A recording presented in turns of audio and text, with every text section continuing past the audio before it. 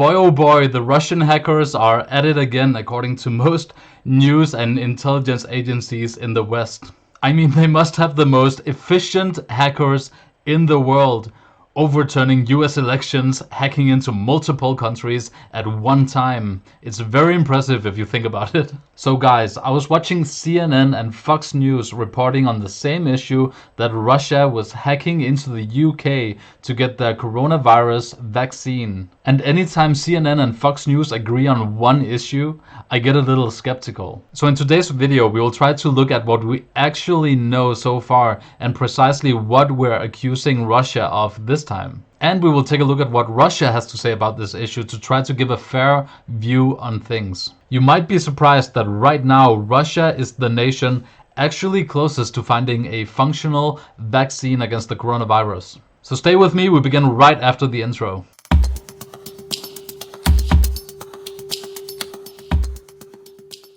Alright, so most people dealing with computers or IT in general will know that hackers are notoriously difficult to track, and to get actual evidence on their exact location is even harder. At best, what has been reported so far in these articles are indications that state-sponsored Russian hackers hacked into the UK to get their developments on the coronavirus vaccine. And it turns out that even before all of these accusations began against Russia, Russia was actually the country closest in the world to getting a functional vaccine themselves. So I was very surprised to see, as this article says, that the UK are 95% sure Russian hackers tried to steal coronavirus vaccine research.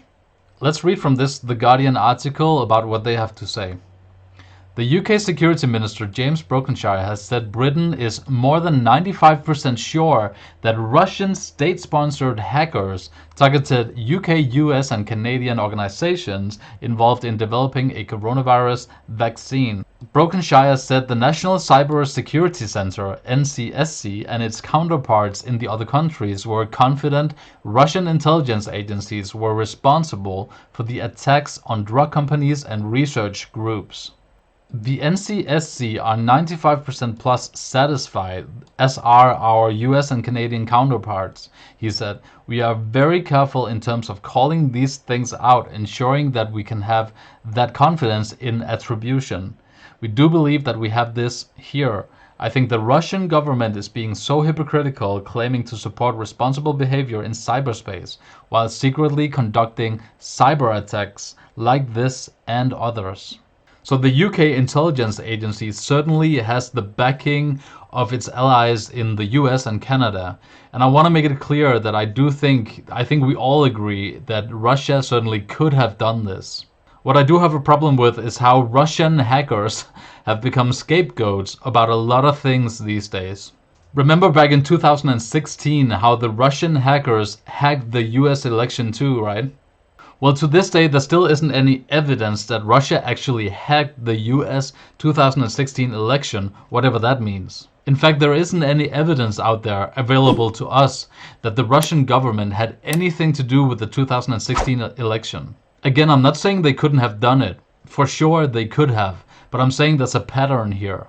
To be fair to the Brits, it does look like they are finally going to release the long-awaited report on how Russia interferes in the UK in general. It's been pushed out several times, but this time it looks like the politicians in the UK are promising to give us the report by the summer recess, before they go on summer holidays.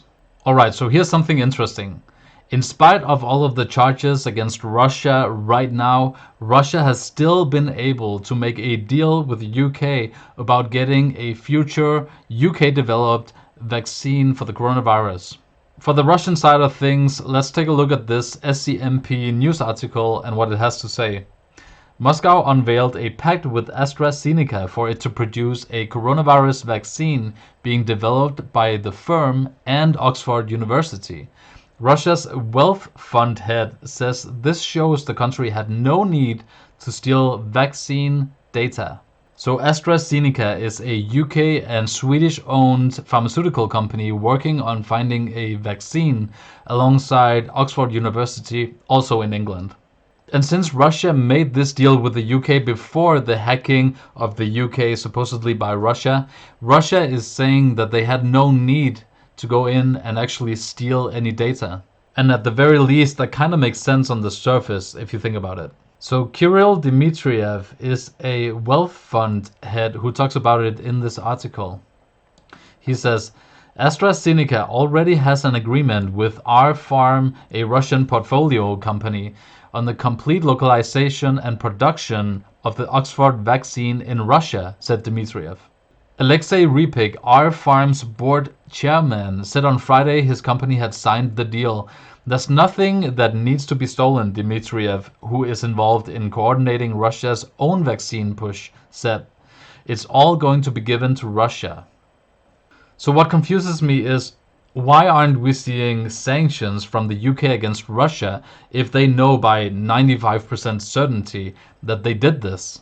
And why is the UK still buying up bunches of natural gas from Russia when they know that they keep getting hacked by Russia? Look, I'm not trying to say that there's no issue with Russia hacking other nations. Russia most likely is hacking the UK and a bunch of other nations. But my guess is that those same nations are probably doing the same thing to Russia as Russia is doing to them. Cybercrime isn't really exclusive to Russia or China, even though they are highly efficient at it. But reading all of these news articles, you kind of get the sense that this is a one-sided war, when in fact it's probably the most underreported war that's going on all around us all the time. And it's not just Russia hacking one country then moving on to the next. It's probably all the bigger nations that has the money for it to gather intelligence about trades, about military, to keep gaining that upper hand that they desperately need in the constant struggle for power. So this is in no way a defense of Russia when they actually do hack into other countries and commit cybercrimes, but it's an attempt to shine a light on the issue from both angles to try to get a fair point of view. So on that note, if you have any thoughts on the issue, please comment in the comment section below, and also remember to subscribe to the channel so you don't miss out on the daily videos. Thank you so much for watching and have a really good day.